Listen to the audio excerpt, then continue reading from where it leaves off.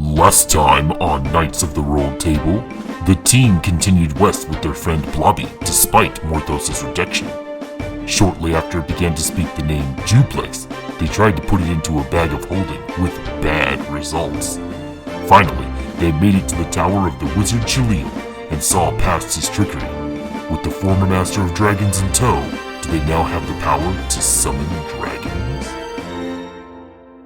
Right after you guys have convinced Chaleel, you guys have kind of talked about it more, and you've kind of, um, come to kind of an agreement. Part of what he has let you know, and part of kind of what you guys wanted to, why you guys went to talk to him specifically, was to get a dragon on your side. As you know, the Emerald Dragons of Khall T'Vott are these very powerful emerald dragons that are raised in Khall T'Vott, and that have been, some of them has been seen and interacted with throughout the years. And you know that Chaleel had been banished from Khall T'Vott for trying to commune and control too much of the dragons, and was kicked out from his role as a dragon keeper. And that was why you wanted to come and visit him and try and see what it was possible to do. And in the time that you guys, after kind of confronting him, he kind of tells the stories of what he had been doing. Him and he kind of catches Morthos up on, they kind of catch up on everything that they had been doing since the kind of slime invasion, and the oozes that have been out and about. They kind of catch up and let you know that. And, when it finally kind of comes back in the conversation to, what can we do about the dragons? He says that there was a time where he could connect with them telepathically, where he was able to actually get some sort of communication with them that was hard to understand, because it didn't involve talking or hearing or speaking or listening. It also wasn't like a telepathic magical message. It somehow was something different than that. So you guys have heard a lot of the talk of the god of dragon, Asgaroth, and there's a real devotion to it that has been apparent, that raising the dragon clutch is in service of Asgaroth, that they pay tribute to them by honoring Asgaroth, by revering these dragons. And the culture as a whole is very much kind of centered around that belief system and around honoring Asgaroth.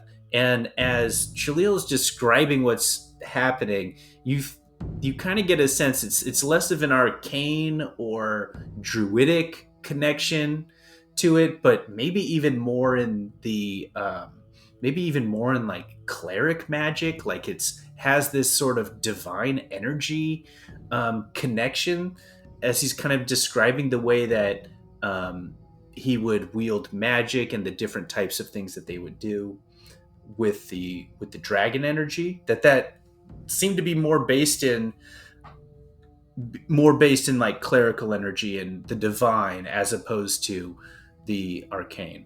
And as you guys you kind of begin to set off, and Chaleel says, I know that if we can get back, one of the key breakthroughs I found was that using the eggs, the shells, the egg shells that the dragons hatched from, I was able to divine from that. I was able to use that component to build these connections and to help in the process of communing with the dragons. So I think we need to get back, and if we can access the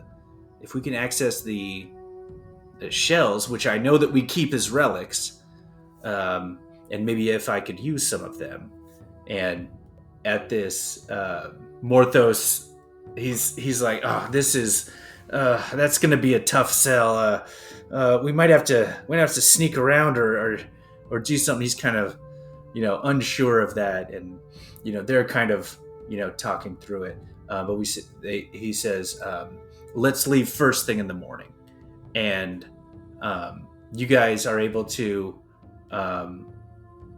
spend the night in Chaleel's tower and kind of rest up from your long journey. Any business to attend to as you guys are kind of making up a plan for the next day and what to do next? Do we have individual rooms? Or do we all set up tents in the big escape puzzle room? Yeah, it's just one big room. You all kind of gotta either hide in a bureau or a big chest. No, there's like some smaller rooms and maybe an old closet or some. You guys can each find some space. Calisthenics, you can easily have space for that. No problem, Igneous. Resistance workouts, thinking through things I can lift, weird places to stretch. That's what Igneous is doing. Great. You find a nice, like, narrow hallway that you kind of do that thing where you go up between the... Climb up the wall with your feet on one wall and your hands on the other. Yeah. If you've ever hung out with a dancer, sometimes they'll just do, like, a ridiculous, like, splits and things, like put their leg up a wall and things like that's Igneous in his downtime. Great. All right, so you guys do that. All right, so Branch attempts to join Igneous and immediately like pulls something and goes and takes a nap. No. Oh no. You gotta work up to it. Ow. Your leg bent that way. All right. So another day rises, and that means you guys have received. You guys know that it's time to exchange in the Lake House box your orders for the. Your orders for what's happening back in Khall T'Vott, our modified Bastion rules that we have. And 4 points. You have 4 points to spend, and as you guys head to the box and open it up to put in the note, there's a note already in there, and I will have somebody read it. I'm going to drop it in the campaign talk. Hey team, we have processed your request and began to research the entity called Jewelblex. We found a reference in the Tomes of Wizard Arcane Journal, Volume 7, Issue 21. Question for the panel of arcane lore: what is the most foul of beasts in the multiverse? There are said to be many, but the foulest of all may be the Jewelblex. That sounds promising. Mm-hmm. From Denomicon of Igulv. The Jewelblex is a demon lord of oozes and shapeless things, a being that exemplified the corruptive nature of the abyss, and that was almost glorious in its unrivaled obscenity. Reminds me of a few people I dated back in my days at boarding school. Ridiculed by its peers as Lord of Nothing, the faceless lord was, even to them, a demon as revoltingly vile in body as it was inscrutably aberrant in mind. Jewelblex is, in short, disgusting, undoubtedly hideous to demons of all kinds, and perhaps the most foul of all demon lords and deities. I feel like we're getting just a little redundant here, don't you? Its abhorrent aura is as foul as its sickening, shapeless form, a primordial soup of bubbling bile and nauseating fluid, bound by a thin epidermis bathed in oil and thick mucus. Delicious. We are working to find the Demonicon of Igelwill. I think it's Demonomicon. Well, now we're just being silly. Anyways, to find the thing of whatever, and we will update if we find it. And this whole thing was written by Scroll GPT. I don't trust it. I just feel like, brevity is the soul of wit, but I digress. In short, it sounds like it's just a nasty. Yeah, and But it has thin skin. Can't we go poke and then it gone? Poof. well, it's a god level nasty, so that's concerning. It's a demon. There's a couple different demons, and if we're dealing with if the I think the thing that concerns me is if the elites are starting to get to demon princes of the hells level, this is getting real bad. I mean, I guess it kind of makes sense, that this is the worst of the worst, and these are the ones that are most powerful. But man, I didn't realize that they would want skin in the game. Like at this point, we're dealing with some pretty heavies. Are we sure we're up for this? No, Yeah, sure. but here Well, we if are. the answer was no, then what would we do? We're not the types to put our tail between our legs and run. Yeah, we gotta fight. All right. Yes, Yenni is quite correct. Morthos says, we will defend our homeland and we will defend our last stand, even if no one survives. We will defend our land, our culture, and our people till the end. Well, we're going to be right there with you, Morthos. I wasn't questioning whether or not we were going to do it. I just didn't know if. I just want to make sure that everybody was in, But it sounds like we are. So we're in this with you. Okay. Does anybody know where to get a whole bunch of salt? I don't think it works like that, buddy. I It's have not a a slug. friend. I have a friend who was a slug. He is a slug. He was too, but he is a slug, and he does not like salt. And they're gooey. But this is different. Slug is a beast, and this is like a demon. Oh, do we need holy salt? Well, we might need holy stuff. What do I remember about demons in my studying, and demons don't like radiant damage, or is there like a? Yeah, I mean, in the most general, sense, definitely anything that's radiant is kind of the anti-demon radiant damage. Anything holy, anything that is from the upper planes of the multiverse, that's very detrimental to them as a whole. But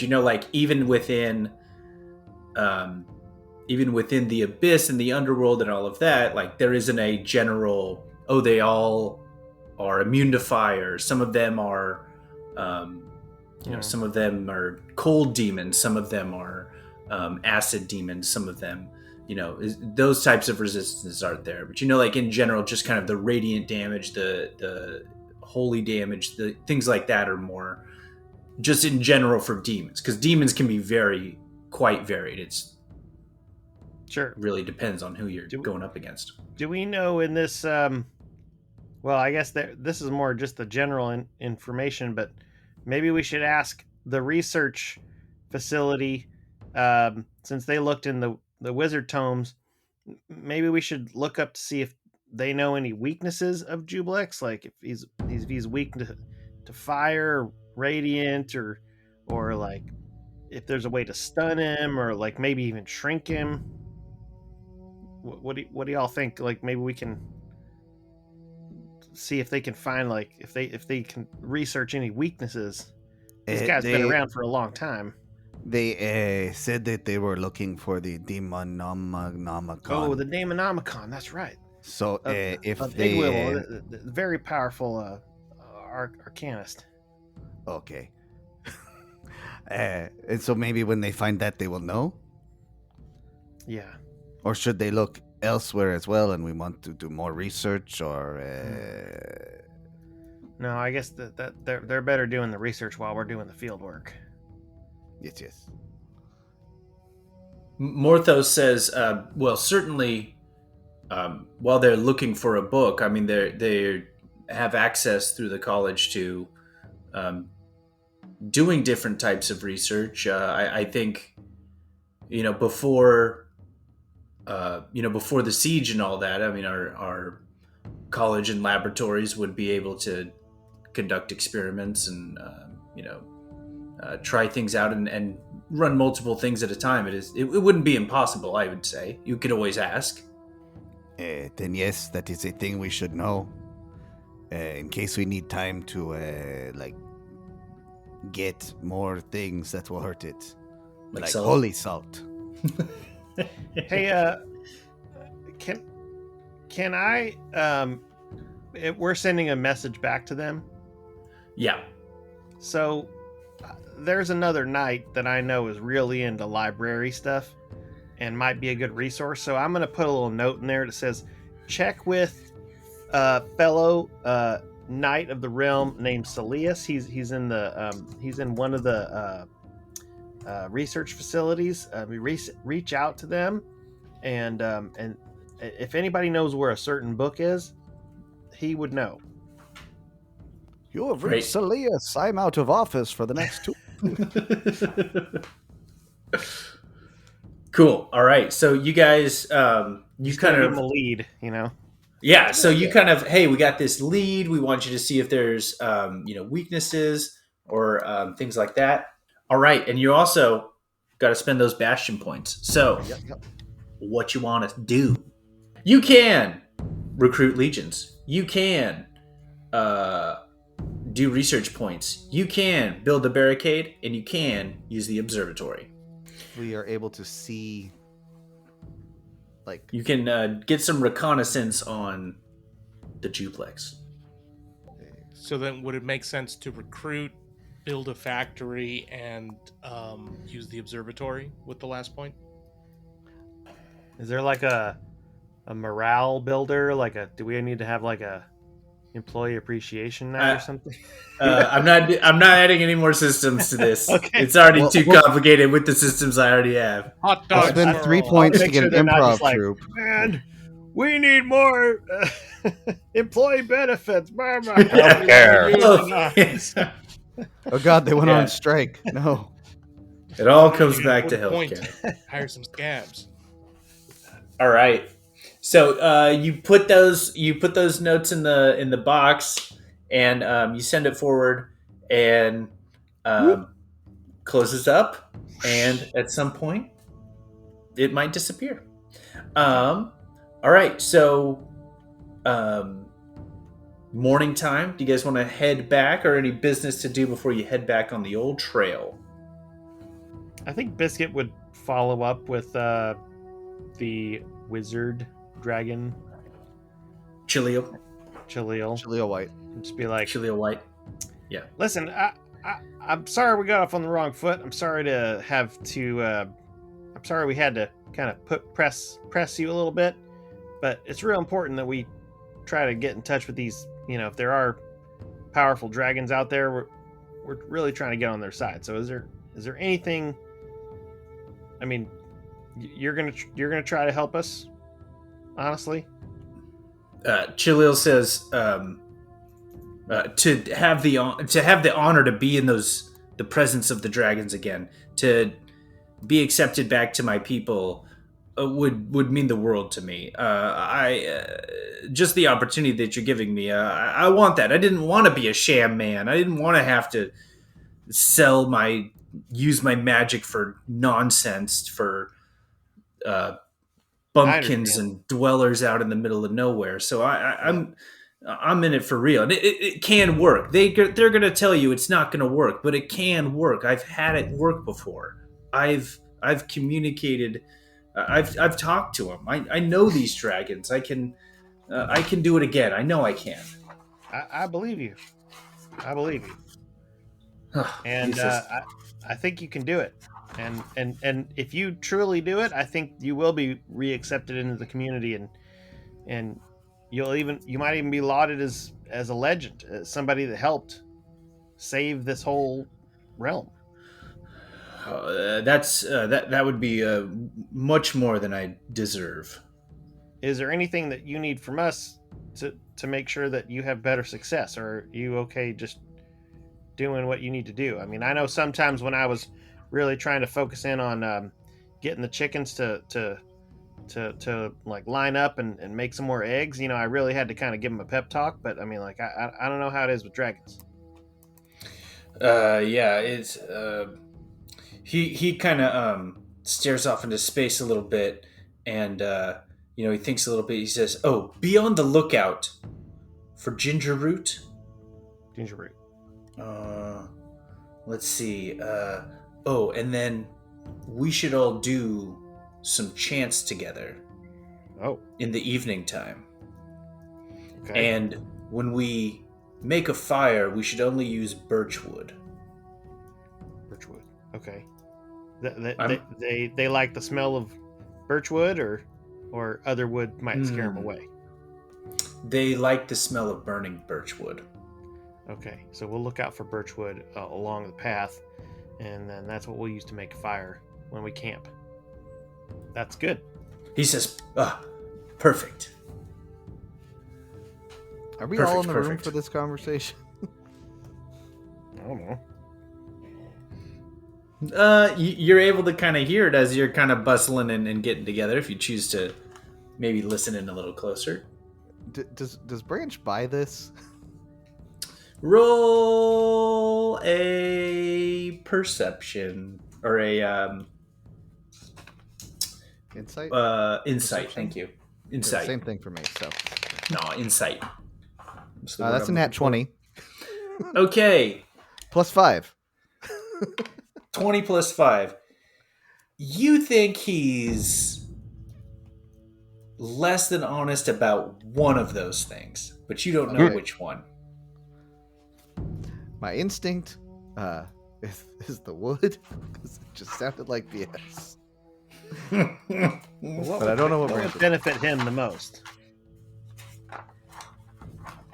I mean, they all sounded I mean- pretty important when he was telling you. Yeah. It's got to be the So- chanting. He probably just wants us to look like idiots. Yeah.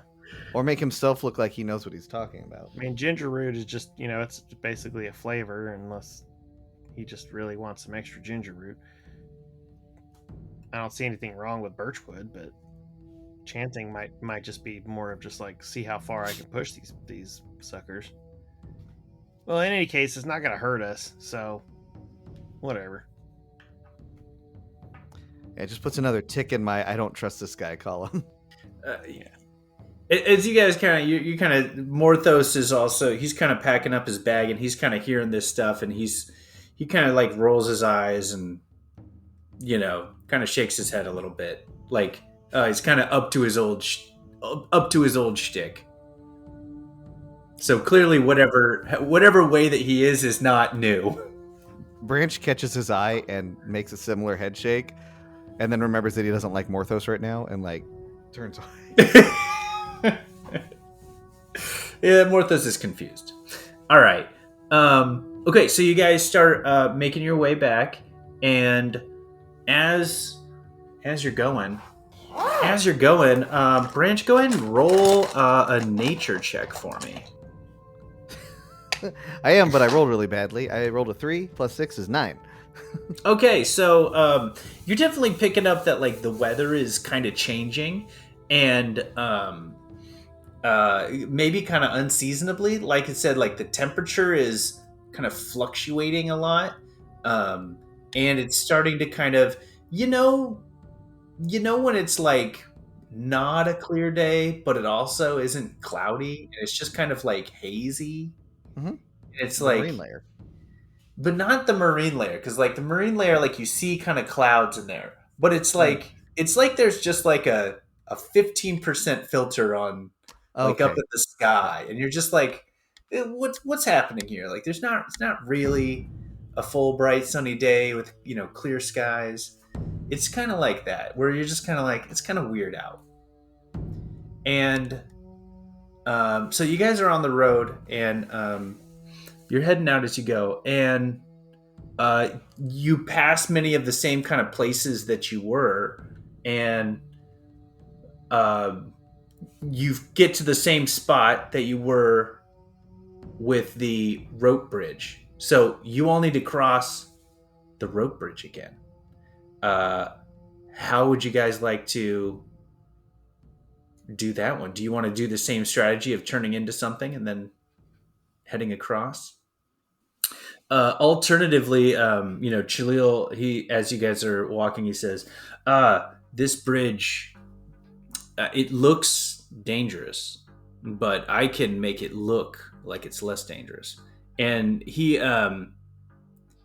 takes out a wand from his cloak, kind of like up his sleeve, and he kind of like gives it a little flourish, and the bridge that you see that was is super tattered and like looks kind of worn down, like a little magic little puff of smoke, like changes it, and now it looks very sturdy and secure, and it has like nice solid railing to it, and looks like it has like big strong planks made of iron. But now, has that actually improved the structural integrity of that bridge? He says, well, how do you feel looking at it? Does it feel dangerous? That answer feels dangerous. Now, what about, and he kind of looks over at, I'd feel better if you went first. me? To go first? Yeah, how do you feel about going first? Well, I feel great about that. Okay. Go for it. No, fine. I will. That's fine with me. And Chaleel begins walking, and he kind of starts on it, and it looks pretty solid through some of it, and he gets about a quarter of the way, and then he goes, oh! And he kind of grabs the rails and starts like kind of moving it back and forth, and then stops, and then looks back at you guys and kind of gives a little and a bit of a wave, kind of like that. And do we really need this guy? And we don't need this guy. Maybe we can make the bridge go away. Igneous, Biscuit, and Yenni, go ahead and roll a Perception. Perception. Thank you. These words, these 5e words, I don't like them. 18. 23. 18, 23, and 16. Okay, so you guys notice after his little like nonsense things he did, you notice that as he's walking, like he just looks like he's a little bit walking like above the planks, a little bit. Like he's just like floating just like a little bit, and then like he kind of like goes where the bridge starts to kind of come up a little bit, and he kind of walks like down a little bit, and then like you're just like noticing like right where his foot is and right where his feet placement is, it's a little off. Yeah, that dude's floating. I don't know why he bothered to go to that length, but like he's floating and wants us to trust the bridge, which is inherently trustworthy, and it's giving me many feelings. And he gets right at that time, he gets to the other side, and he kind of like puts his hands up like, yes, and then he kind of bows, like accepts a fake rose, and he goes, oh, thank you, and oh, wow, and kind of waves and goes, all right, now your turn. Okay. Branch will go next and actually walk on the thing. I don't know if I noticed the thing, but I'll assume they told me. But what I'm going to do is I'm going to cross on the bridge, walking on it, but if it all of a sudden makes me fall off, I'm going to turn into a crow and fly the rest of the way. Okay, roll. I am readying that. Okay, you're going to have that ready to action. All right, go ahead and roll an athletics check, please. Okay. It's a 13. 13. All right. So you start walking, and you're kind of going across this bridge, and it's weird because like in some places it feels like it's really solid, and then like it kind of like wobbles back a little bit, and you get kind of halfway, and it's kind of swaying a little bit in the wind, and it kind of makes you like nervous. You're not really sure. You almost trigger your ready spell. But eventually you get to the other side, and you know what? It actually wasn't that bad. It was okay, but is not as stable as it looks. Ah. He yells across. He says, I never said it was more stable. No, you said it looked more stable, which is not helpful for anyone. Maybe we should Yes, go in but you order of made it style. across. I can go next. Okay, Yenni steps up and roll in athletics. 21. 21. All right, you plot across. No problem. It's easy. Step, step, step.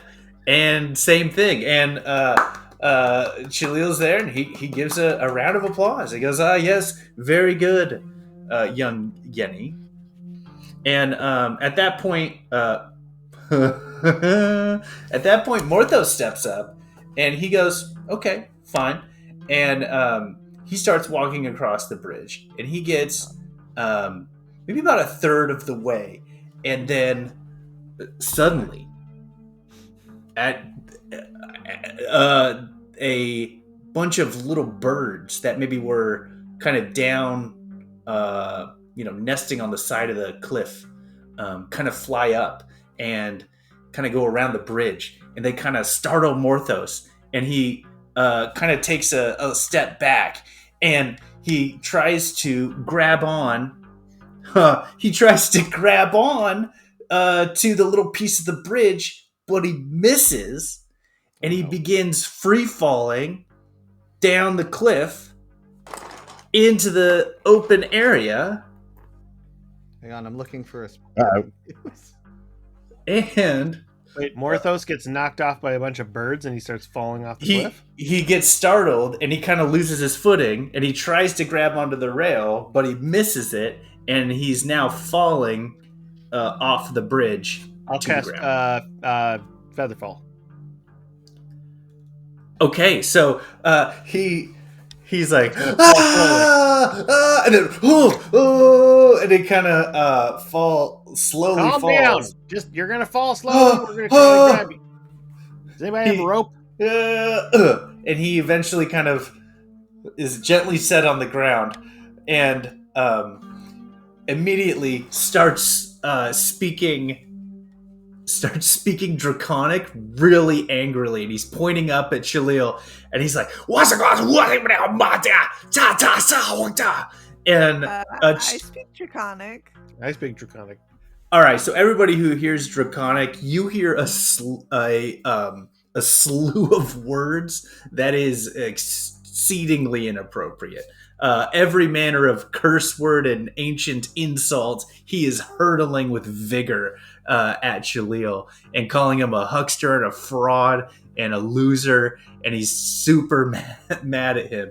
And Chaleel in return is like, you fell, old man. He's kind of insulting him back, and they're kind of like, they're having this yelling kind of back and forth contest as they go. Eventually, Morthos kind of calms down, and he reverts back to common and says, okay, how am I going to get out of here?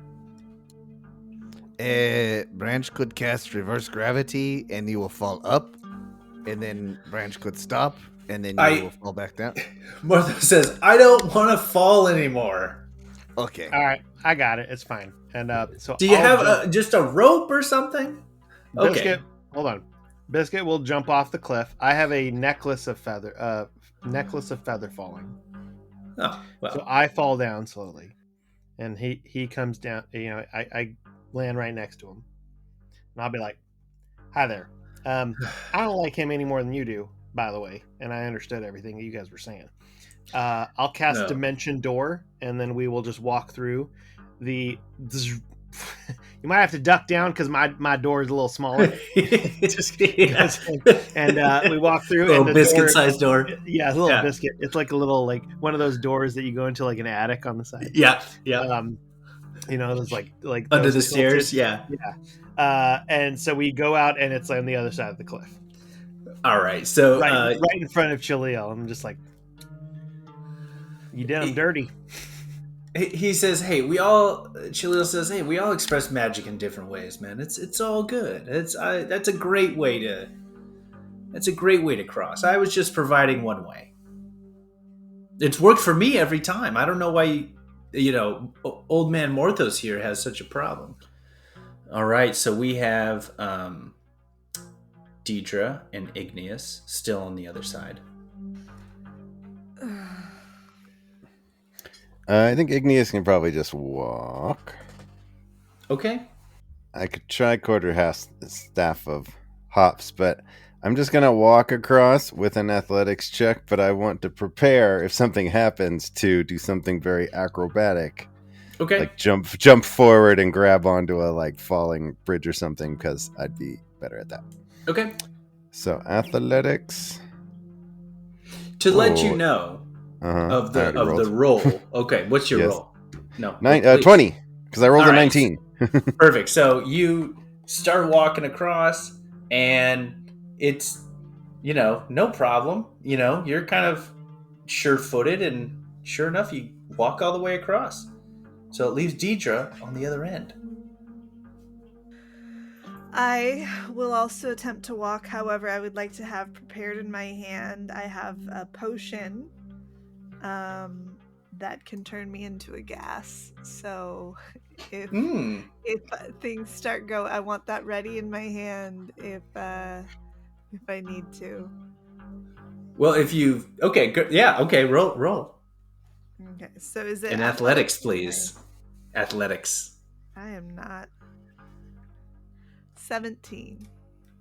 Okay, so you make your way across. You're holding on to your draft, and you're walking, and it kind of sways a little bit. You spill a little bit of the draft, maybe it kind of just spills out. But eventually, you cross the bridge, and you get across to the other side, and Chaleel says, "See, the illusion worked." And he snaps his finger, and it goes back to the rickety bridge that you guys all look back at, and some of you are aghast at the state of the bridge that you just walked over. Diedre just kind of glares at him, but just corks up her potion. He says, "You did it. I don't know what the problem is. Everybody overcame their fears, and I mean, what was the worst thing that happened? Morthos you remember fell a when little. Morthos almost died? But he didn't. So I feel like overall that's a positive. Well, let's keep walking. And just to let you know, he had Morthos had rolled a 2 for his walk across check, and then I gave him an opportunity to grab onto it, and he rolled a 1 for that. So he was definitely falling in that. He was falling in that ravine. I feel like Morthos kind of has a little bit of like the Worf thing where like things just go bad for him just to prove how dire the situation is. Like, and he's supposed to be like this like cool, like, bad guy, like not bad, but like, he's supposed to be pretty tough and stuff. But like he just can't seem to stick the landing just to prove how bad the situation is. He's very Worf in my mind, which probably explains why I'm so attracted to him. Oh boy. I didn't mention all the wrinkles on his forehead. Oh boy! Oh, that just did it. Yes. I'm using my DM dice, which are canonically my worst dice. I know which ones are bad, and I use those when I DM. Unless I'm feeling naughty. Hello, listeners of the Roll Table. This is Jeff, your DM for Season 7. Thank you for listening as we get to some important announcements. Knights of the Roll Table will be having a live play at MysticCon this weekend. We will be taking the stage on Saturday, October 25th at 2 p.m. MysticCon is held in Carlsbad, just north of San Diego. If you are at the con, come by and say hi.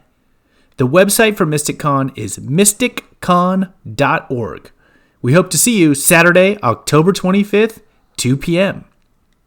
The best way to support us is to leave a rating and review on whatever podcast service you are listening to with right now. Drop it in there and I will read it right here on the air.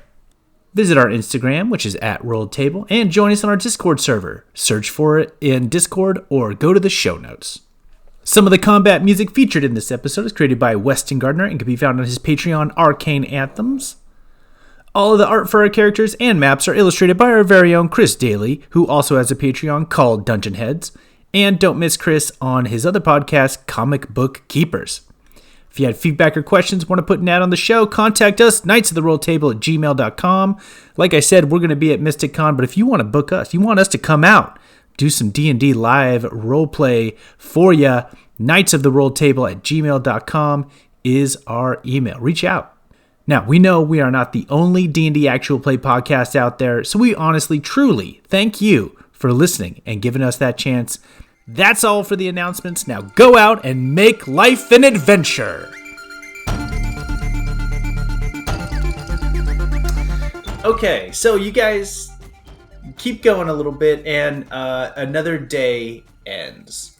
And you set up camp, and without any major problems, another day ends. The end of day 9. I was going to look around and see if Blobby had shown up. This is where I first found him.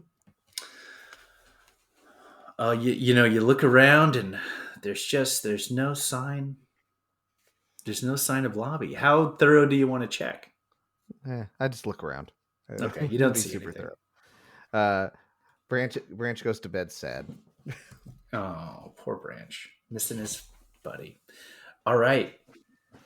The sun rises on T-8.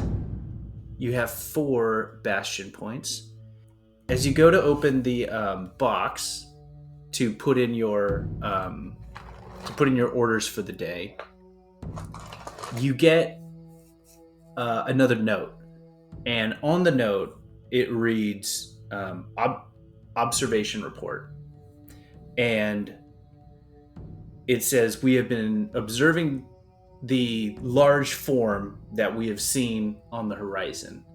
We now see that it is making progress and moving towards us, moving south towards us. We can't tell its size, but we think it may, if it is the size of the similar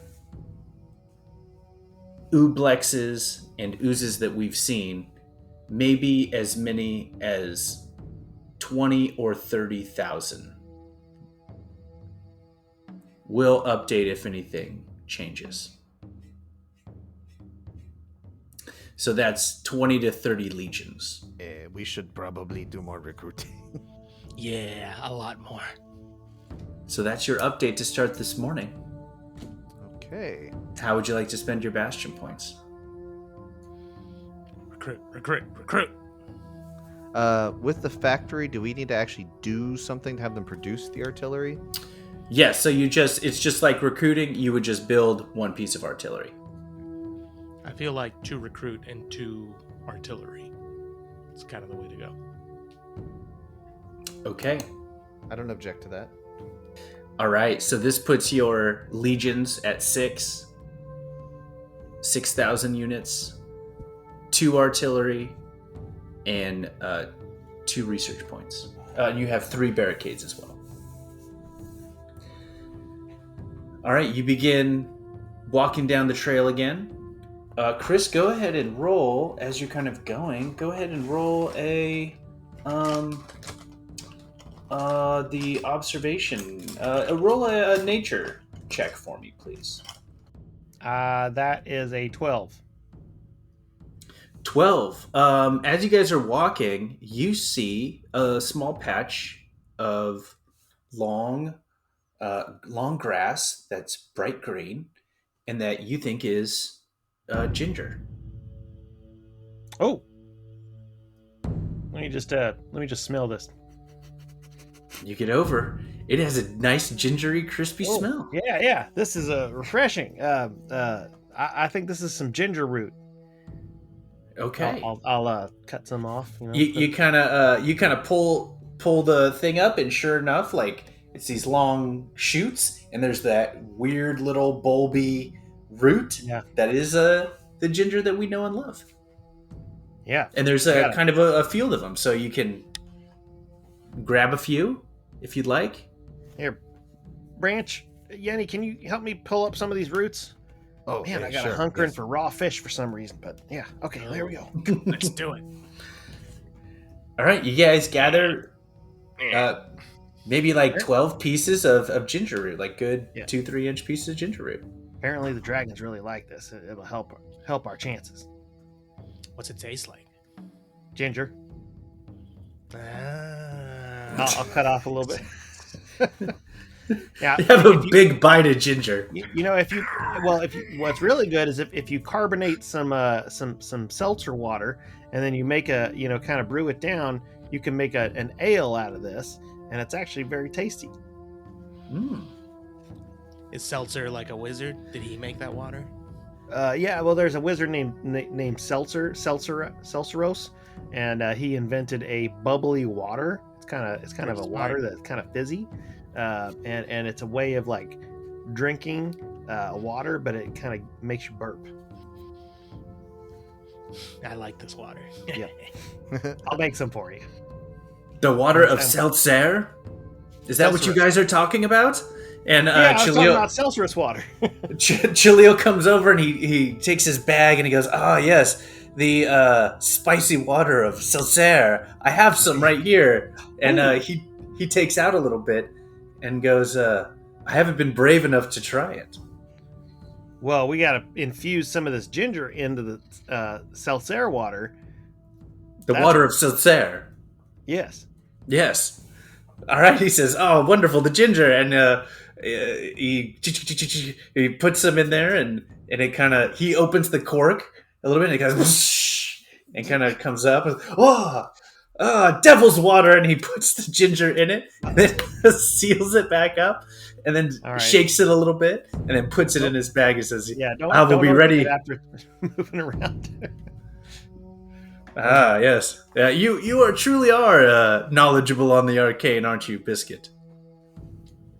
I have some things that I'm pretty good at. Oh, not good at everything, but all right. Well, ginger is good if your tummy hurts. Yeah, that is true. If you're nauseous. All right, you guys keep walking, and as you guys are going, you kind of notice that it's like starting to get like cloudy. And almost like threatening, like it's like gonna rain a little bit, but it like the temperature starts to like kind of get like real muggy, like down south, humidity is like going up just as much as the temperature is going up, and it's just getting real unpleasant. Everybody go ahead and oh gosh, this is my cursed dice. Everybody roll a survival check. 18. 22. 17 again. 14. 14. Okay. 17. 17. All right. So you guys are all feeling good. You're kind of feeling this heat. But you guys look over at Chaleel, and his pace is really slowed down. He's maybe about half as fast as he was before. And every once in a while, he's like, "Hey guys, just hold on. Let's take a break a little bit here." And he kind of like stops and like is taking more water and kind of slowing down. And even Morthos is like, "Hey, come on, let's get going there." So your pace is slowed down a little bit as you keep walking.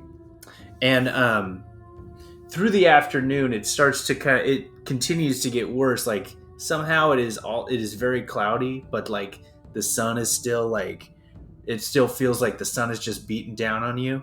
And it gets to start to be a little bit closer to the evening time on the trail here. And you guys start kind of hearing around.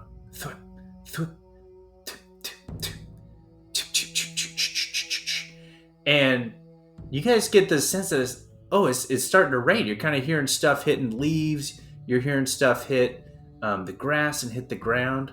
And it sounds like super big drops, whatever it is. Like, when it's like rainy, it's like big old drops, not like a little fine mist.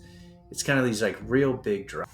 As you guys are going, you're kind of like, ooh, this will be nice and refreshing there.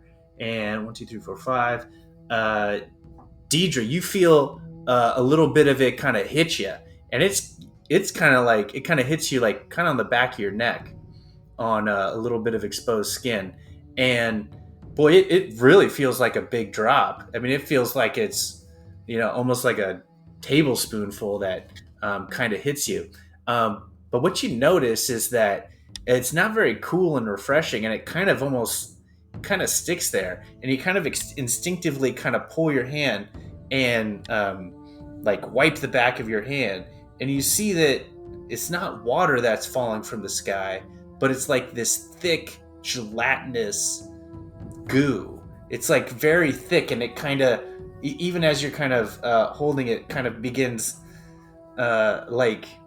kind of falling out of between your fingers. Friends, I think we should be a little concerned about the weather. And she'll kind of hold up her hand to show what's on her fingers. And sure enough, plat, plat, plat. I definitely own a parasol and will pull it out immediately. All right, so you take out a parasol. It's like a paper parasol, or like made of it's like one of like a regular umbrella, umbrella, like a very like fabric, probably. Oh, very good. All right, so boom, it's out there, and it's like really like thwap thwap, like hitting on you, and it's starting to kind of it's really kind of it's still pattered out, but it's starting to hit you guys. Branch will put his little shield, little buckler over his head, and also go, Blobby, is that you? You guys, and as you kind of look, you see that the color of the little blobs that are kind of falling down are kind of this dark gray slate type of very opaque type of material. It's not that blue that Blobby was. It's something not Blobby, else. guys. It's not Blobby. Is it acidic or is it just goopy, sticky? As you kind of like hold it, or like if you kind of like leave it on your skin, you kind of notice like, oh, it is kind of starting to kind of burn a little bit. I don't know about this, y'all. Morthos is like, I think we need to find some shelter. We need to, I think we need to get inside. Do we see anything around? As you guys are looking, you're still kind of in that wide open kind of plains area. Morthos says, "There's I think there's a village that we passed just a little bit. If we head forward, I think we might get to an outcropping of a farming village." That's not the one that had these slimes in it before, is it? Morthos goes, let's see, we did 1, 2, 3, blah, blah, blah, blah, guys. and he's kind of thinking about it, and he's like, well, let's see, we did one night there, and I don't think so. And you guys start to kind of move down the path there, and as you guys are kind of getting hit with this, if you have any open skin, it really is starting to patch onto you and really start to hurt. So you need to make an effort to cover up any exposed skin, or like Diedre, have a parasol or a shield or something. So that's kind of at the top of the mind as you guys are all kind of hustling, trying to move forward. Chaleel, he kind of like casts some sort of like dome force field that like kind of all these things kind of hit and slide off, almost like an invisible parasol type of thing. Does everybody find something? If you don't, you're gonna take 1 damage. I guess I got my little buckler for being pelted. Yeah, so if you got your shield, or if you have something to... Can Yenni have someone larger than them just cover them? Ooh. Like Chaleel or Morthos. Nah, Morthos. Like you're just gonna like go under their jacket, like in the back or something? Nah. I have a winter blanket in my equipment. Can I use that? Oh, sure. Yeah, you kind of like throw it up like this or something? Yeah. Like kind of like put it over Here, like Yenni, you want to get under here with me? It's pretty big for us small folk. All right. Yeah. Take one side and I'll take the other. And you see this little blanket kind of yeah. It's kind of like when you play a horse. Yeah. The back half of a horse. All right. So Igneous you has get. not much. Uh-oh. I mean, he's got costume clothes. You could throw something on him, but probably nothing that's going to be terribly effective. But he'll dodge between the raindrop. Oversized hats in my. Like a big hat, like this. Like, in My Fair Lady Yeah. when they go to the races, yes, and she has the giant like black and white hat that goes all the way around. It's like that, but with like giant ostentatious feathers. Okay. At first he says no, and he's just gonna like tough it out, and then after a couple drops, like, okay, give me that. Yeah. And it's just the biggest, most ridiculous hat you can find. But Igneous, remember, you'll be buying me a new one, darling, next time. Yeah. Give me that. All right, so you guys are starting to move quick here as you're going, and as you're going, you're also seeing that on the ground, where as these things kind of plop down, they start to like slowly move together as you guys are running through here. And they start to kind of form up. And as you guys are running, you're seeing like bigger and bigger of these blobs start to be like on the road and on the side of the road and like in the field. And as it kind of like plop, plop, plop, plop, plop, as like the minutes go on, as you guys are kind of running, you're running into, or you're kind of like passing these things that are the size of a baseball and then the size of a softball. And then they're starting to kind of take a bigger form as you guys are running. Morthos kind of stops, goes and he kind of swings down and he bats down at his leg and kind of like hits and kind of breaks apart like a big piece of this ooze that had congealed down in together. And he's like, "Oh, they're getting bigger. Just up around the bend." And you guys kind of come around and you see that there's a bunch of different houses and stuff there. And it's like a farming community again, so there's like kind of big plots in between. And you run up, and Biscuit, as you guys are running up, you come up and you see, you're kind of running towards this house, and you see in the very front that there's a stake in the ground, and above it is a piece of wood. And on that wood, painted hastily, says, "Slimes inside, don't enter." Dang it. And you know that you're back at the village where you first ran into the Ooblexes, which are hiding inside. Wait a minute. How do we get back here? I thought... Morthos, did you do this on purpose? He says, "No, I didn't. Listen, we gotta get inside. These things are gonna take over." There are already some inside. Remember? The blah, blah, blah, blah, blah. Well, if we keep staying out here, there's gonna be even more of them. We need to get inside and barricade. Wait a second.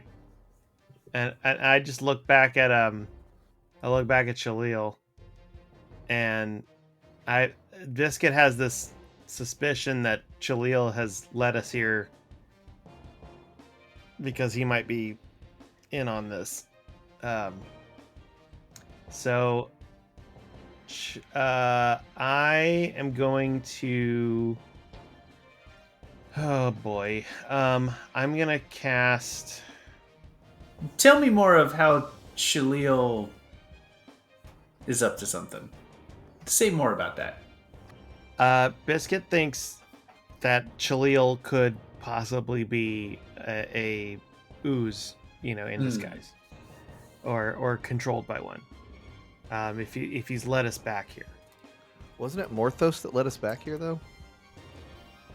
You guys were just kind of running down the road. It wasn't specifically that there was like multiple ways to go. Well, where were we trying? So hold on. Where were we trying to go? We went to the tower, and now did we know we were going back the same way? Yeah, we're Yeah. trying to get back.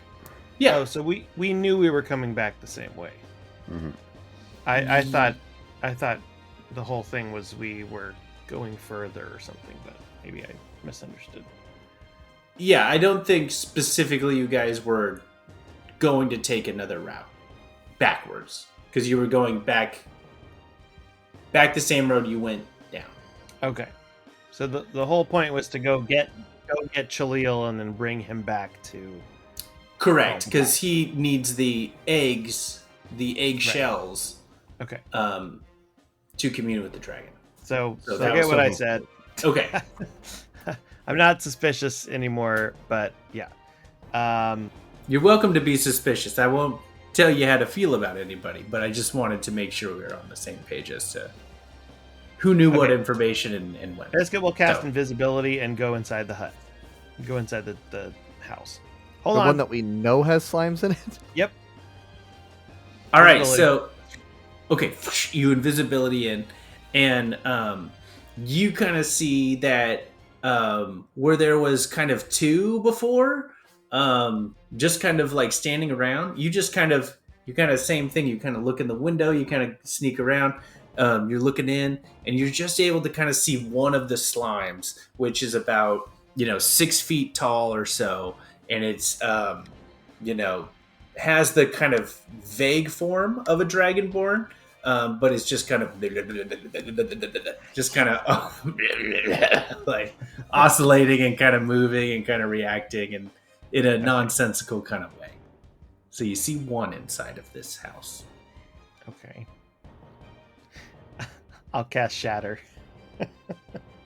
Shatter. Which drops invisibility. And I'm just going to cast Shatter. Each creature in a 10-foot radius must make a con save.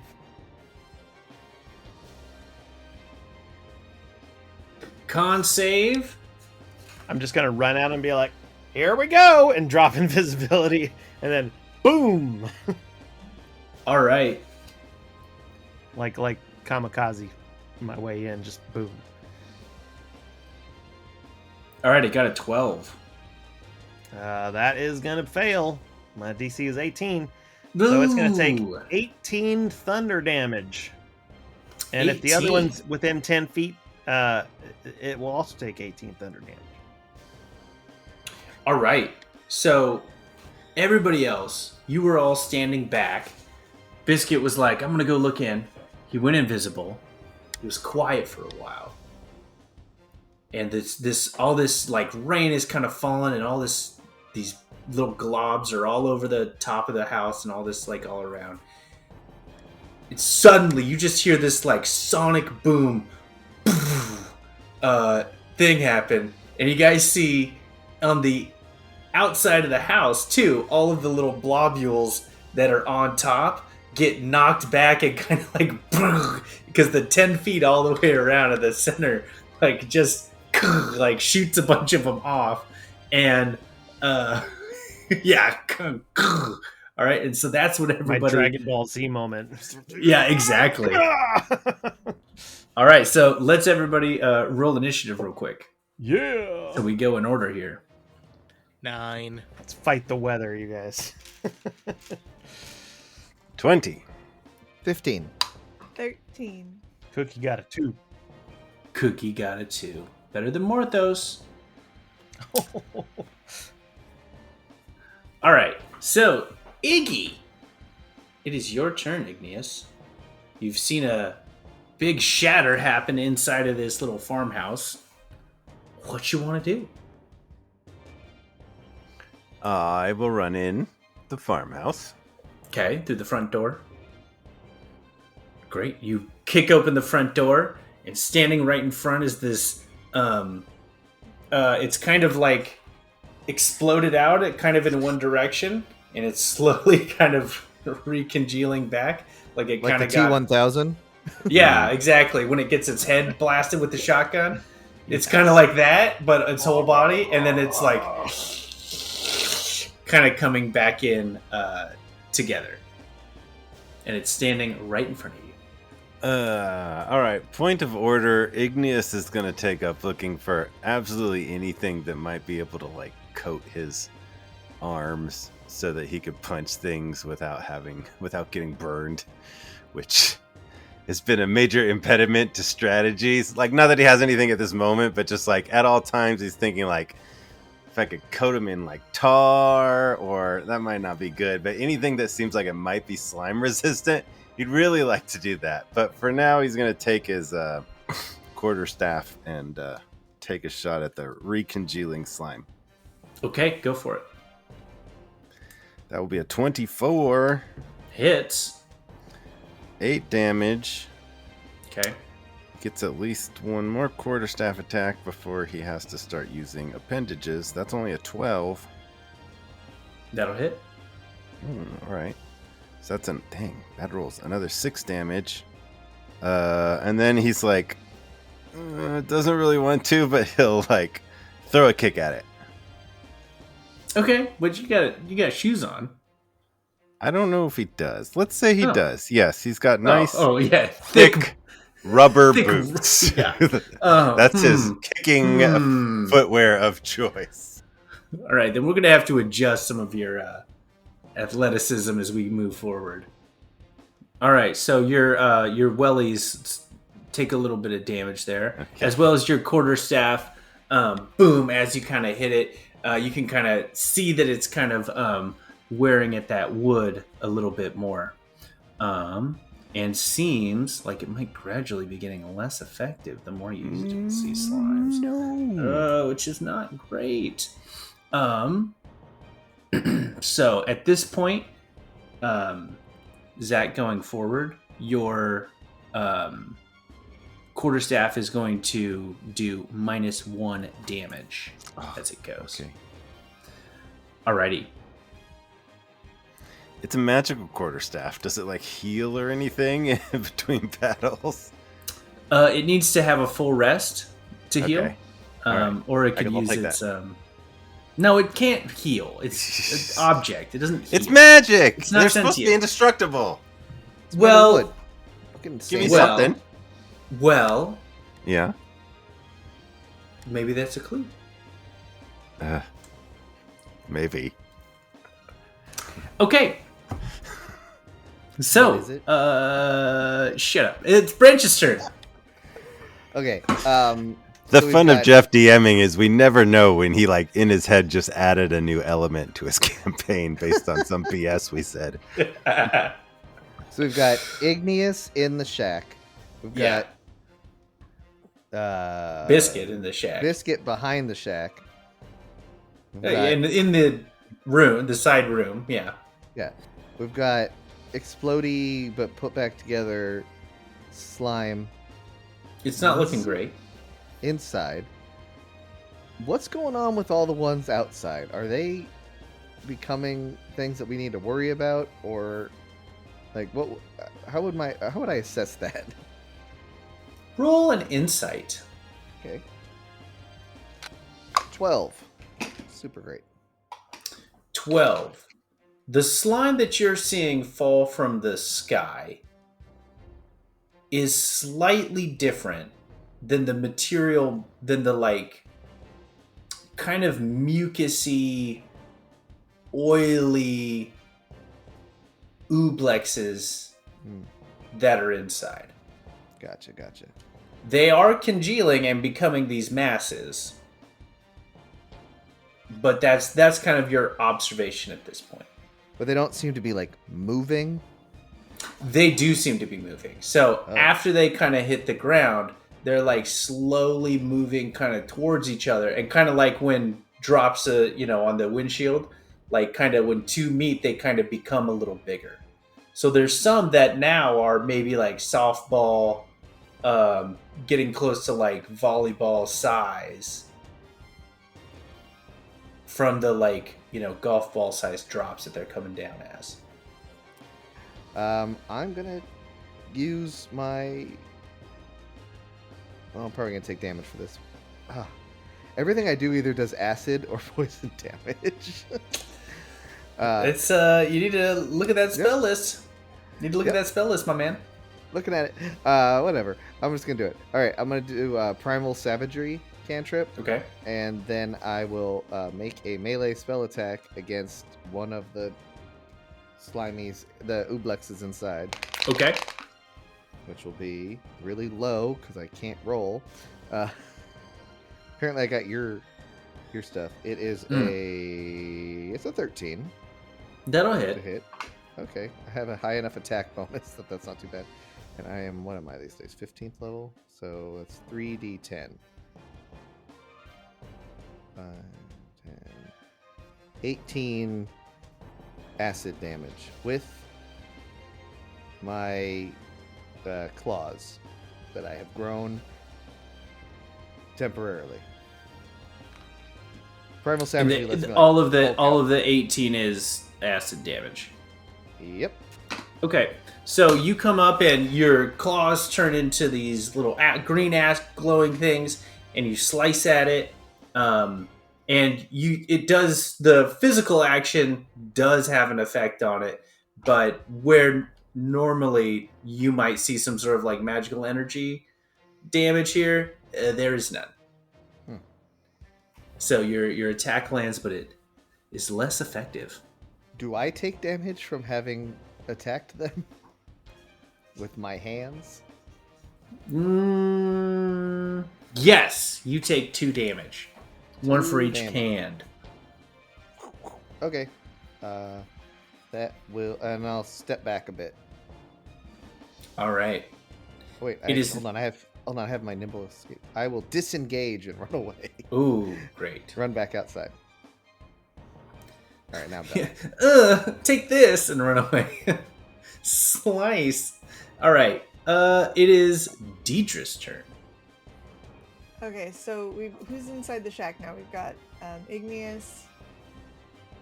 Igneous Yeah. and Biscuit. And I'm still outside. Branch ran. Yeah, you're outside. Branch ran in, did something, and ran back out. His hands, kind of shaking his hands, like, oh, my hands hurt.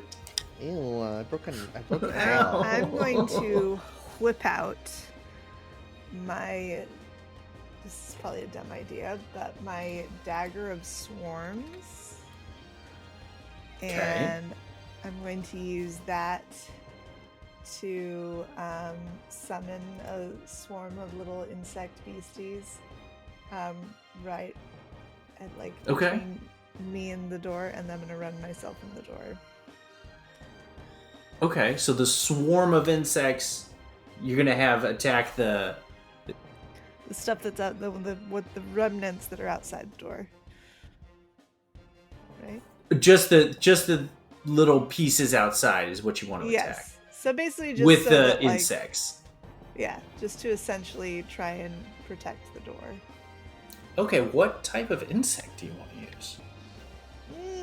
I get to say, Sure. let's make them. Let's make them like locusts, so they're like consumptive. Mm-hmm. I don't know. Okay, no, I don't think Diedre actually gets a say in what insects are summoned, but I don't really have. It was very much like a thing that was gifted to me, so I don't have the full text on what all it does. But I know it summons a swarm of insects. Well, I love giving choice, so I think locust is a great choice because that informs a bit of what the intent is, which is the purpose of all magic items.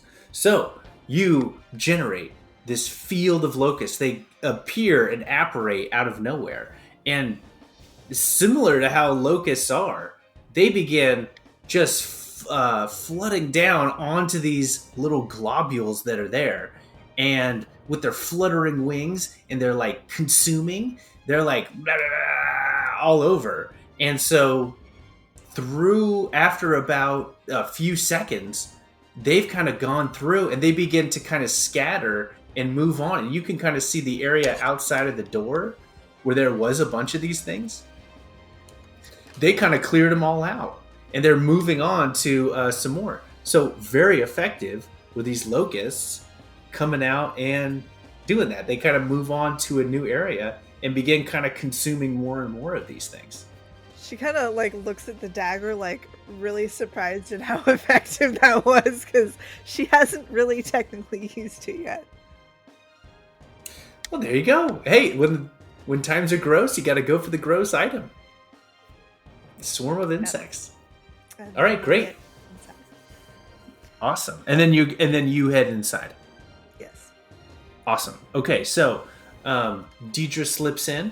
All right, it is now Chaleel's turn, and he kind of similarly inspired by your kind of clearing of the area.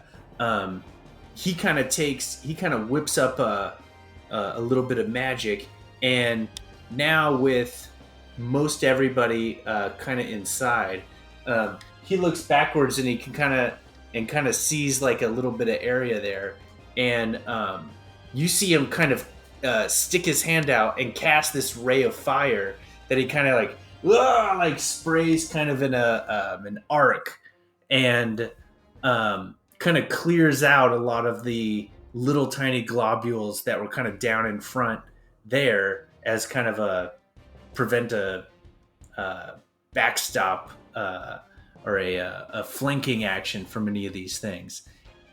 Yenni, you're outside too, and you kind of notice, oh, that was pretty effective. Using that fire against these things was surprisingly effective.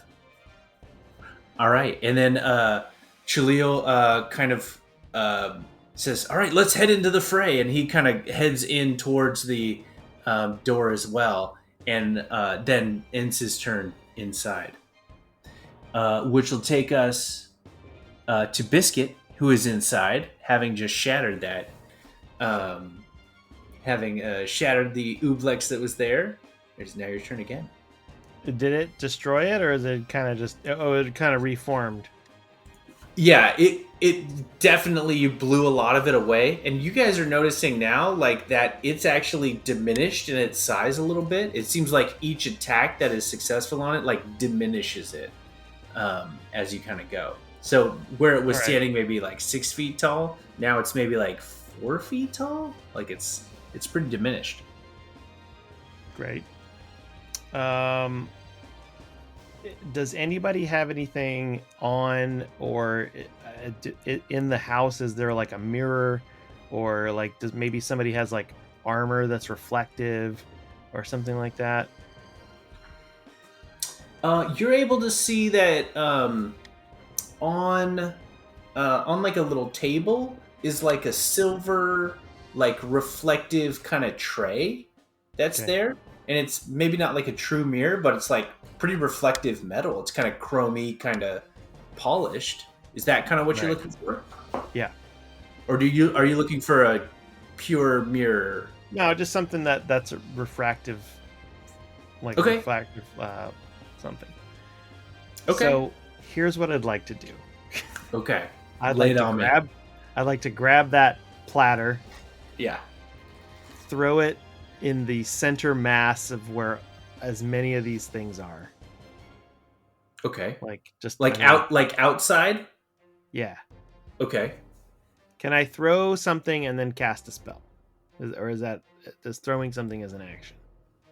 I'm going to say you could do it as a stunt. Okay. All right. That if you want to like quickly do this and like throw and like do like a gunslinger type thing. Yeah. I want to. If you want to go for the big risk, and try to like pull. Okay. You know, like, okay. If I don't make it, then I got another. I got something else I can try. But I want to try to do this. So what do I have to pass?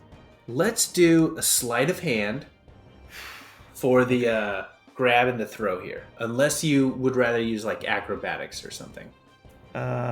It's the same. Okay. Then let's call it sleight of hand. Sleight of hand. What do I have to get? Well, to throw it into a good spot, I just say like 10. Okay, I got 18. Okay, so you got it perfectly. It's right. The arc is good. It's right where you want it. All right, and now you got to cast your spell. What spell are you casting, my friend? I'm casting Sunbeam. Sunbeam. Okay. Ooh. Okay. Let's look at what Sunbeam does. What is A beam of brilliant light flashes out from your hand in a 5-foot wide, 60-foot line. Each creature must make. Each creature in the line must make a con save. And oozes and undead have disadvantage.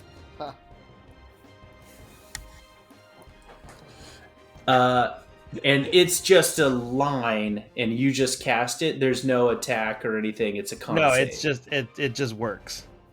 Okay. But they have to make. But anybody in the line. But what I'm trying to do instead of a line, I'm trying to go. We can just do. That's what I'm trying to. I'm trying to make it a radial effect as opposed to a line effect. Okay. That's all. First off, yes. Okay. Second off, all right, so you perfectly kind of throw this thing, and in fact, you kind of give it an extra bit of like flourish, so that instead of it just kind of like flying and flopping down, it's kind of like spinning and rotating, Yep. You know, like this. You then cast the beam, which is fully in your control, Yep. and track it as it goes down, and it begins to reflect all of this sunbeam energy. But, my friend, Yep. it's going everywhere. Yep. So everybody is going to have to make a con save. That's true. So everybody make a con save It is real true. quick. I'm good at No, saves. don't look at the light. 13. 23. Yeah. Sorry about that. Oh no. 14. Anything above an 18 is a success. Anything below an 18 fails. All right, Morthos I and wanna- Chaleel failed. So did Yeah, I. Yenni failed too. All right, What's lay the it on problem, us. everybody? Okay, 6d8. Do the oozes fail? I'm assuming, I'm hoping, because they have Oh disadvantage. no, they're good. Very high con. Yes. All of the oozes failed. We're going to do them as one group, and they're all going to fail. So it would be within a 60-foot radius. Well, I guess not a 60-foot. Well, because it's in a 60 however foot. far away the disc is, so it would be. Here's what I'm going to say. It's going to be 60 foot in a random crisscross pattern. Okay, sure. So it won't be a complete, like, blow everything away, but within gonna a be, like, 60 scattered. foot radius, Yeah. it's this beam is like cutting. It's like Cyclops, right? Just kind of like Yes. looking around. Yeah. Yeah. All Um, right, 28. But here's what I'm going to say for everybody, because it's a moving beam, it's going to, let's reduce the damage. Since it's just kind of flickering by, let's reduce the total damage so it hits like it's hitting more people. Does that sound fair? It's up to you. Yes. Okay, so let's reduce its damage. What was the total that you rolled? Full damage is 28. Okay, Half damage is 14.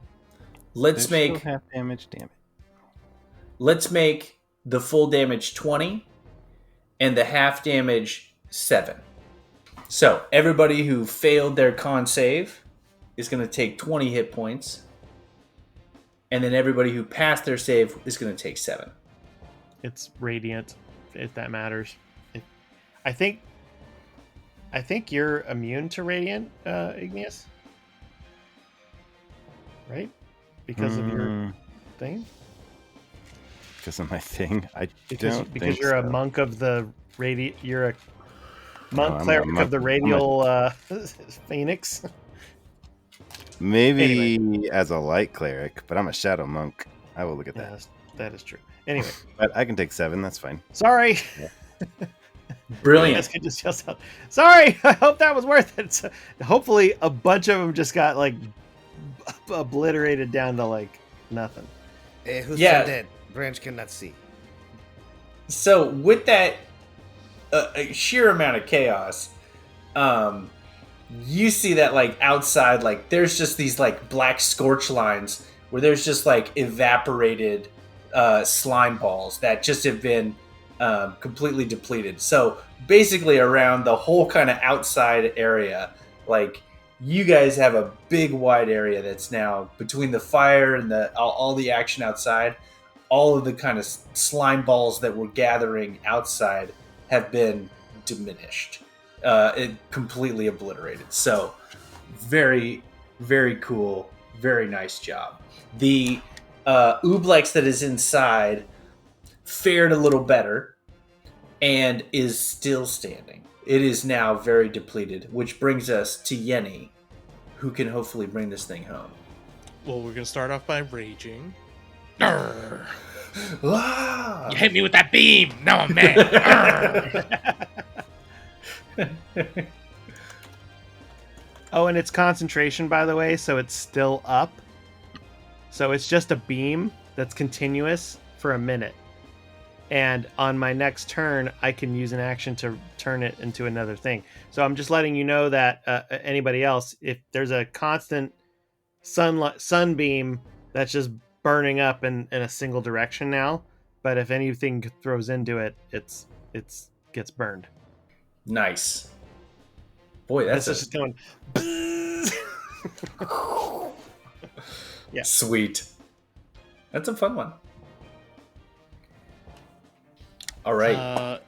And now that Yenni's all raged up, she's going to do a reckless attack. Sick. Be with my axe, but yeah, advantage on weapon attacks using strength, but any attacks against me also have advantage until my next turn. All right, 22. Hits. 11 slashing damage. It is slashing damage, right? All right. 11 slashing.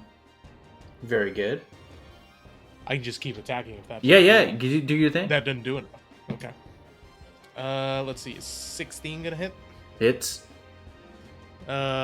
Is a 13 gonna hit? It'll hit. Also still hits. Okay, great. 13 damage and 8 damage for the last one. All right. So she's just going ham. She's just going in, just going. Yenni, sure enough. Now you slice it the first time, and it divides into 2 different pieces. You hit it again and again, and you just kind of like, ah! You know in Fantasia where he chops up the broom? It's kind of like that. And eventually you just make them so, like, it just becomes dust. And you just, like, raging, and the Ooblex is just gone. It's just a wet spot on the rug now, as you guys are going. And so, boom, defeated, and a cleared out area inside. And just as you guys are kind of finishing up that, and you guys kind of reconvene, you guys see that the rain is kind of slowing down a little bit. Let me see. Igneous and Biscuit, go ahead and roll a perception for me. Oh, 5. 14. Okay.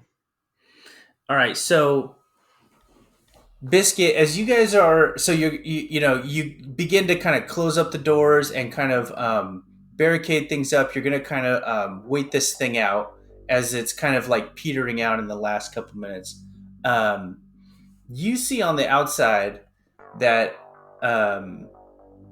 there's windows in this house, and you're seeing that you're kind of watching as like this glob of slime hit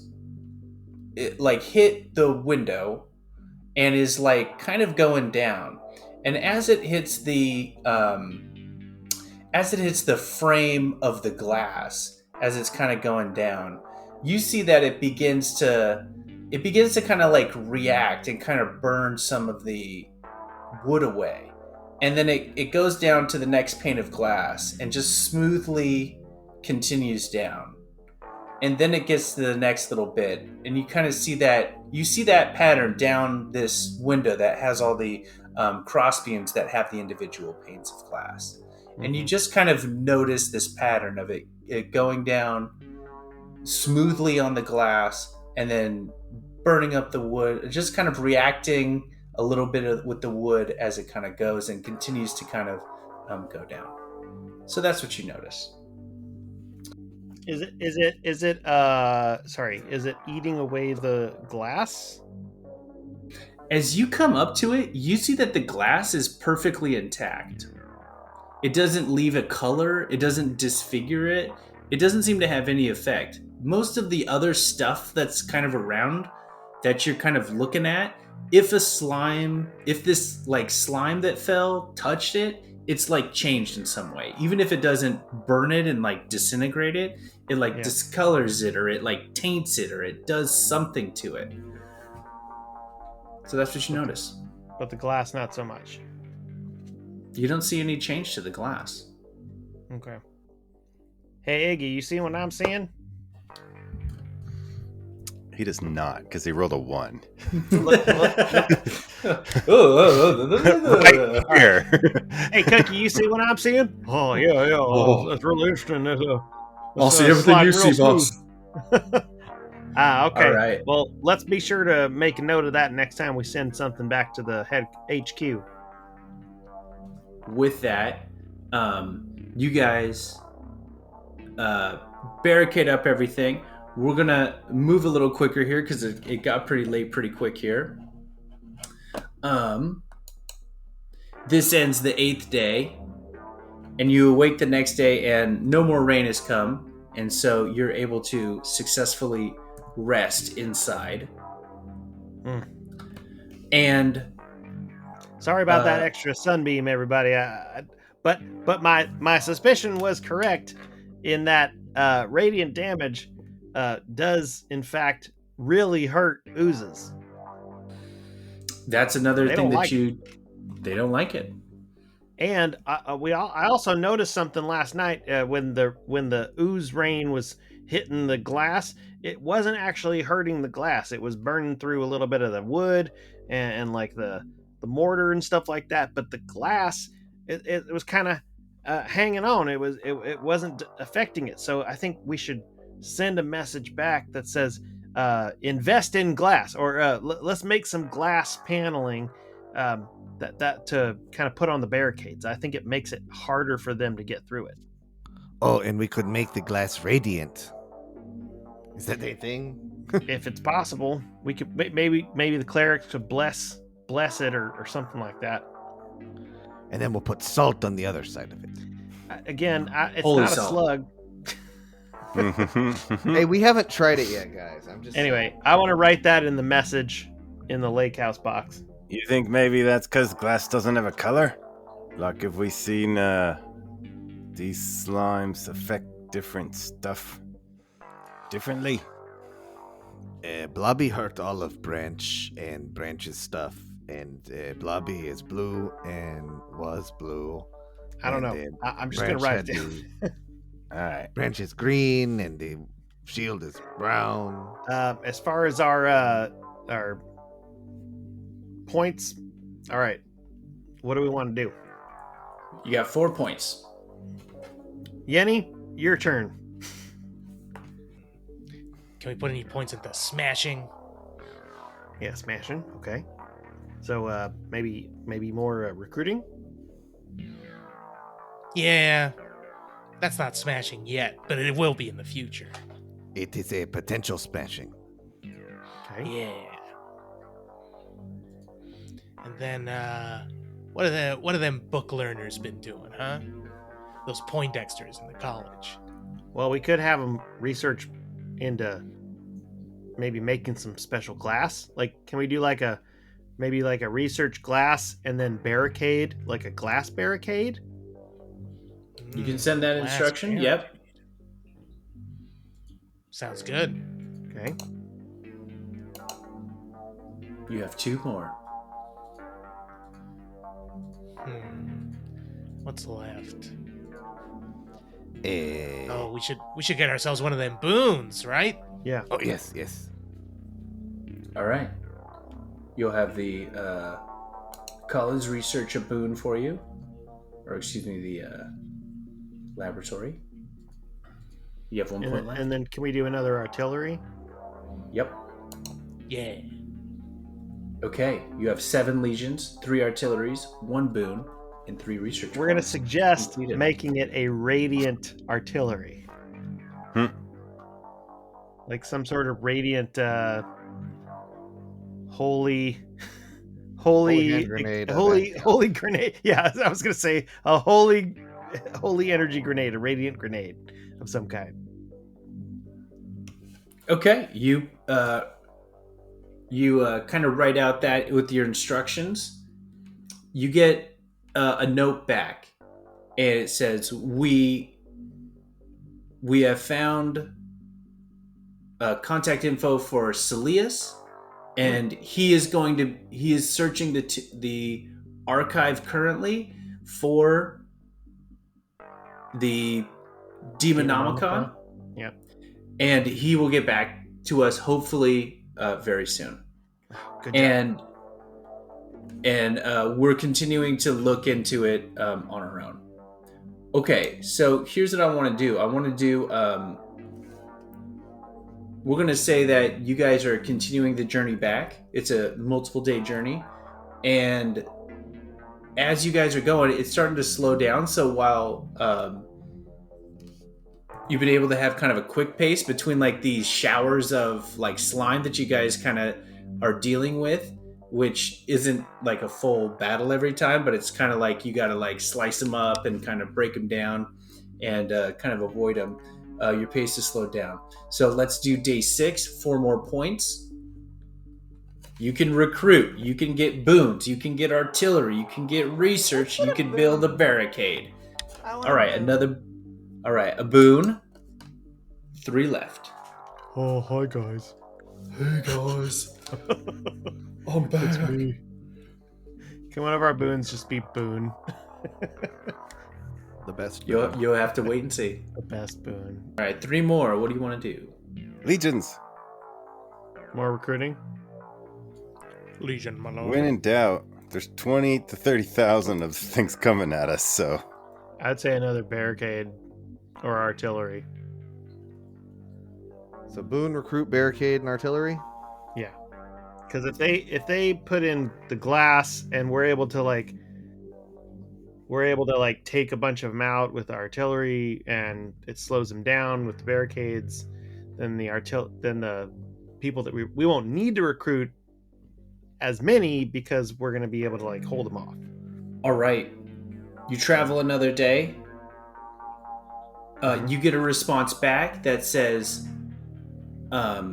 we are researching glass and radiant with slimes that we've captured. They say radiant damage is very effective, and glass does not corrode in their presence. And they say, do you want us to develop barricades or weapons, or do you want us to try and make prototypes of something out of glass? ? Oh. Can we make Biscuit gloves remembers. Biscuit remembers that there is. He's going to say, we need to find obsidian, which is literally dragon glass. Black obsidian, which is dragon glass. Can that be a And research we tab? can make weapons out of obsidian, Or which Valyrian should steel? be more effective. All right. Is that, I don't know if that's a research or a foundry thing, like a workshop. Do we have a workshop? We have a blacksmith. You have a blacksmith. A So blacksmith. So you write that back. Look into black obsidian.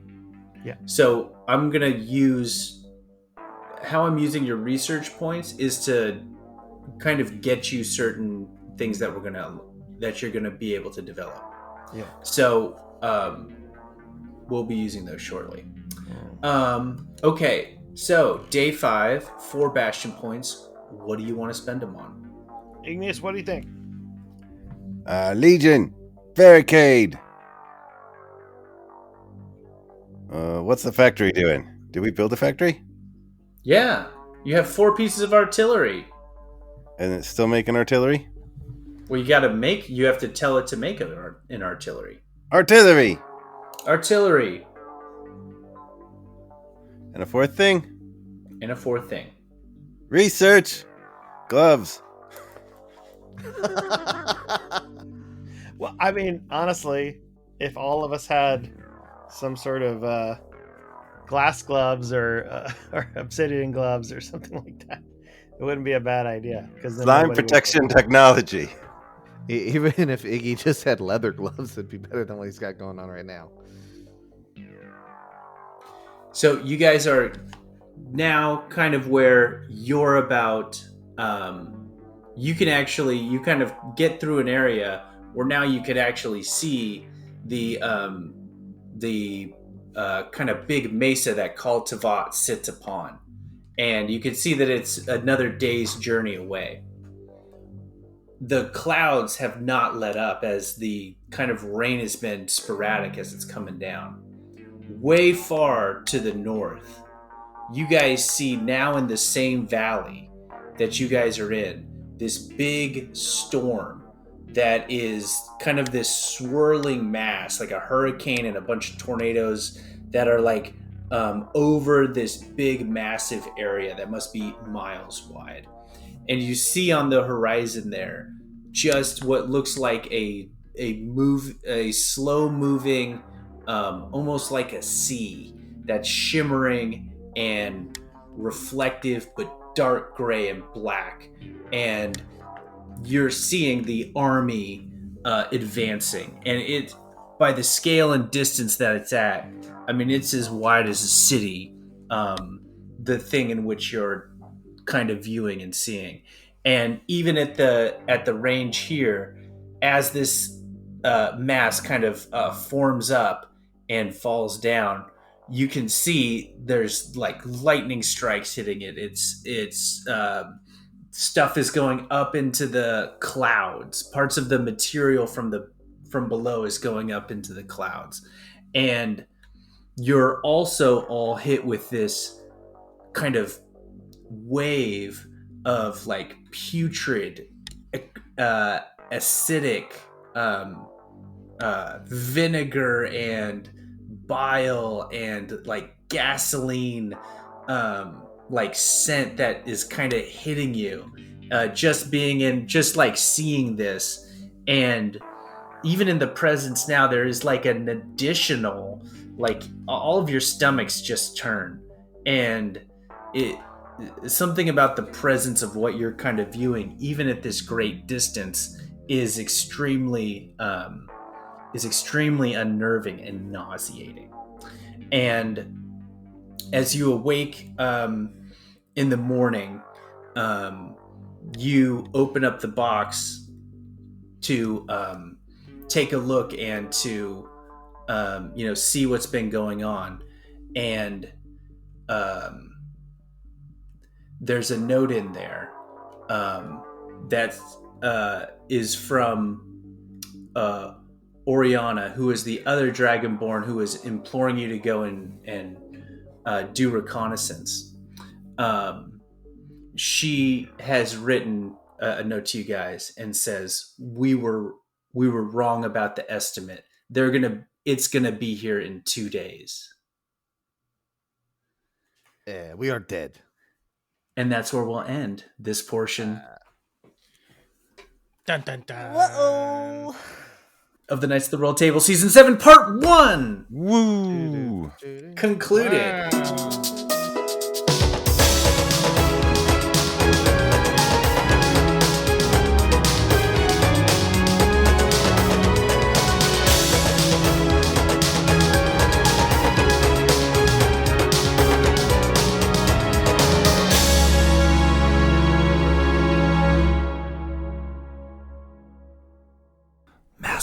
Master, Lady Aranya, please, I beg. I cannot stay in this realm. Please, send me back, please. Oh, Great One, please, send me back. Silence. Your insolence is predictable. You cannot return. I need a player in the game. But I will send an army to aid you.